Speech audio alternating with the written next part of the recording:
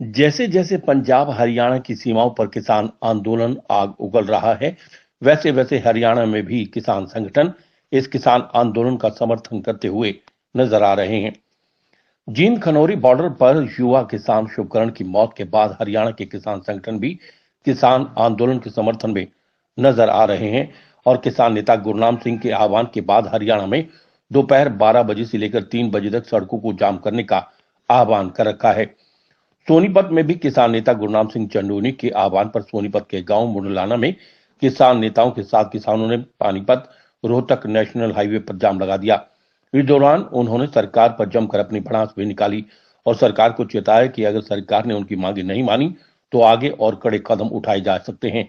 और किसानों का ये आंदोलन शांतिपूर्ण तरीके से चल रहा है, लेकिन हरियाणा पुलिस उन्हें उकसा रही है।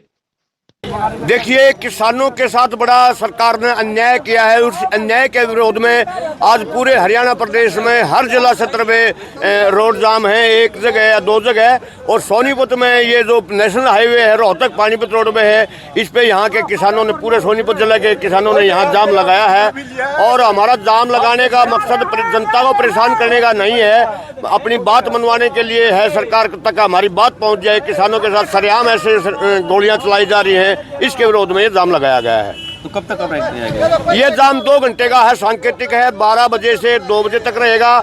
और मैं अपनी जनता से भी अपील करूंगा कि सभी ड्राइवर भाई, जो भी भाई रोड पर चलते हैं, अपने आप 2 घंटे के लिए वो खड़े कर दे अपनी किसानों के सहयोग में।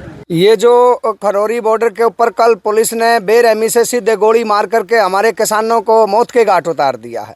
जब शांति प्रिय तरीके से हम मांग रहे हैं और आंदोलन कूच करने के लिए दिल्ली जा रहे हैं, रास्ता आप रोक रहे हो और अगर हम जाने का प्रयास करते तो आप सीधी गोलियां चलाओगे। इसके ऊपर आज पर हरियाणा प्रदेश के सभी जिलों में हमारा संगठन रोड जाम करके इस आंदोलन को समर्थन कर रहा है और सरकार को ये चेता देना चाहता है कि सरकार अपनी गोली और बंदूक के दम पर हमारे को कुचल के आगे नहीं बढ़ सकती है।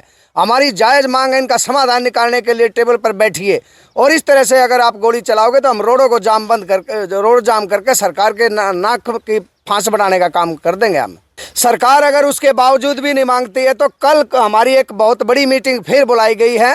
इस स्थिति का हमने सब देखने के बाद कल हम अपने गुरनाम सिंह चंडोनी जी से उम्मीद करते हैं कि अब और किसान सरकार के कहने पर प्रशासन की गोलियों की भेंट नहीं चढ़े जाएंगे। उससे पहले हमारा संगठन पूरी तरह से इस आंदोलन में कूद करके मोर्चा संभाल लेगा और दिल्ली की तरफ जाने का कोई ना कोई फैसला वहाँ से लिया जाएगा। आज ये है कि आज हरियाणा प्रदेश के सभी रोड जो हैं, वो रोड हमारी यूनियन की तरफ से जो वहाँ पर हमारे भाइयों के ऊपर पुलिस ने गोली चलाई है, उनके समर्थन में रोड जाम किए जा रहे हैं। और ये एक उनके दुख में ये फैसला लिया गया कि भाई आप बेरहमी से गोलियों का निशाना बनाने पर तुल गए। सरकार को क्या हो गया कि हम इस सीधे तौर पर इसमें साथ नहीं है, लेकिन किसानों के ऊपर जब भी सरकार ऐसा निर्दयी हत्या करेगी तो चाहे हमने अपनी जान देनी पड़े, कुछ भी कुर्बानी देनी पड़े, हम उनके साथ खड़े हैं। ये सरकार को मैसेज देने का काम आज हम यहाँ से कर रहे हैं। आज कौन सा रोड जाम किया आपने? आज हमने चंडीगढ़ से रोहतक जाने वाला ये जो हाईवे है, ये मुंडलाना गौशाला के आगे हमने इसको रोड को जाम कर दिया पूरी तरह से।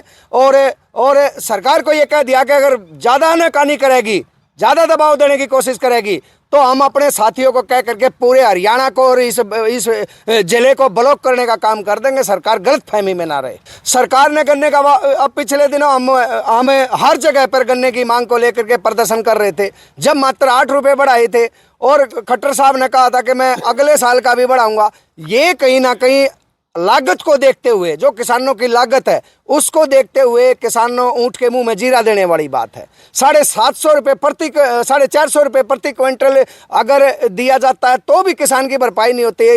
इतना खर्चा हो रहा है और कहीं ना कहीं 10 रुपये 5 रुपये बढ़ा करके किसानों के साथ ये मजाक बनाने का काम सरकार हर साल कर रही है, हर फसल पे कर रही है। सरकार बातचीत करती है। पिछली बार भी आपने देखा था कि किसान बातचीत करने के लिए 1.5 साल तक बॉर्डर पर बैठे रहे, लेकिन बातचीत का जो संपर्क था वो सरकार ने तोड़ा था। अब की बार जब सरकार वहाँ एक तरफ तो बातचीत के लिए बुलाती है, दूसरी तरफ किसानों के सर में गोली मारकर उनको मौत के घाट उतारा जा रहा है। सरकार की कौन सी बात पर विश्वास किया जाए? और हम हर वक्त सरकार से बातचीत करने के लिए, शांति के समाधान काटने की पैरवी करते रहे हैं, लेकिन सरकार मीडिया के माध्यम से बातचीत करने का एक मैसेज देती है। सरकार कोई समय निर्धारित करे, कोई जगह निर्धारित करे। किसान आने के लिए तैयार हैं, किसानों ने हर बार बोल रखा है। ये देखो, किसानों के भेष में इसके अंदर असामाजिक तत्व पहले भी घुसते रहे हैं, अब भी घुसते रहे हैं। हम हर देश के खिलाफ जाने वाले का, तिरंगे के खिलाफ जाने वाले का विरोध करते हैं। किसान इस देश के लिए खून बहाने वाली कौम है, सबसे पहले राष्ट्र उसके लिए सर्वोपरि है। और अगर ऐसी कोई गतिविधियां होती है तो हम सरकार से अनुरोध करते हैं कि अराजक तत्व सरकार की तरफ से इसके अंदर कुछ आदमी घुसेड़ करके इसको बदनाम किया जा रहा है। ये सरकार ये साजिश ना करे। कभी स्थानीय आते थे, पहले भी आंदोलन में होता, अब भी ये हो रहा है। किसान ऐसे किसी गतिविधि का समर्थन नहीं करते और किसानों की ऐसी कोई मंशा नहीं है। देखिए, अगर कोई चाहे सरदार हो, सिख हो, हिंदू हो, मुस्लिम हो, जो देश के खिलाफ जाता है, हम उस किसी भी व्यक्ति का या उसकी सोच का, उसका जो एजेंडा चला रहा है उसका समर्थन नहीं करते हैं। हम साधारण तरीके से ये बात सरकार को पहुंचा रहे कि जो हमारी मांगे हैं, एमएसपी की गारंटी की मांग है, स्वामीनाथन रिपोर्ट लागू करने की है, किसान कर्जा माफी की है, मनरेगा की, हमारी मजदूर भाइयों की और अन्य जो हमारी किसानों से संबंधित मांगे हैं, उनका समाधान क्यों नहीं निकालते आप? अगर आप उनका समाधान नहीं निकालते हो और विवाद का माहौल बनाते हो तो उसमें ऐसी गतिविधियां हमारे को देखने को मिलेंगी जिससे देश को भी नुकसान है, प्रदेश को भी नुकसान है और किसानों के आंदोलन को बदनाम करने की एक साजिश होती है।